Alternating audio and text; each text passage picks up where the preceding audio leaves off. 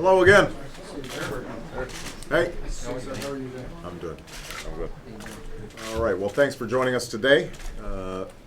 When the American people spoke last November, they were demanding change in policies that help deliver the worst economic crisis that we've seen since the Great Depression. But they're also looking for a change in the way that Washington does business. They were demanding that we restore a sense of responsibility and prudence to how we run our government. One of the measures of irresponsibility that we've seen is the enormous federal debt that has accumulated, a number that has doubled in recent years. As we just discussed, my budget team filled me in on Peter Ortzag now forecast that at the current course and speed, $1 trillion deficit will be here before we even start the next budget.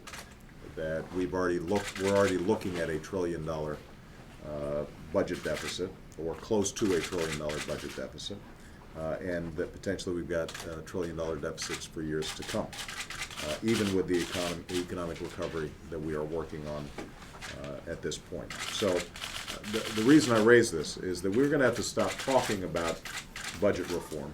We're going to have to fully embrace it. It's an absolute necessity. And it has to begin with the economic recovery and reinvestment plan that Congress will soon be considering. We're going to be investing an extraordinary amount of money to jumpstart our economy, save or create 3 million new jobs, mostly in the private sector, and lay a solid foundation for future growth. But we're not going to be able to expect the American people to support this critical effort unless we take extraordinary steps to ensure that the investments are made wisely and managed well.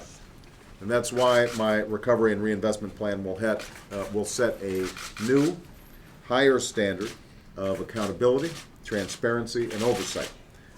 We are going to ban all earmarks, the process by which individual members insert pet projects without review.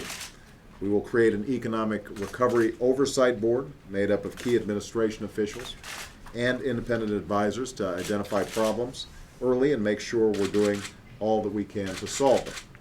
We will put information about where money is being spent online so that the American people know exactly where their precious tax dollars are going and whether we are hitting our marks. But we're not going to be able to stop there.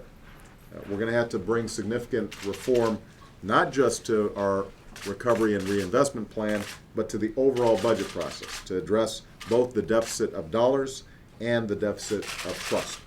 We'll have to make tough choices, and we're going to have to break old habits. We're going to have to eliminate outmoded programs and make the ones that we do need work better.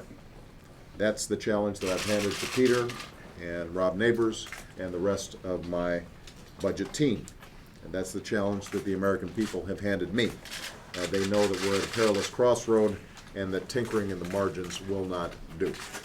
I'm going to have more to say about this subject tomorrow, but today I wanted to lay out an early marker with those that I've entrusted to help bring the changes that the American people voted for. We are going to bring a long overdue sense of responsibility and accountability to Washington. We are going to stop talking about government reform, and we're actually going to start executing.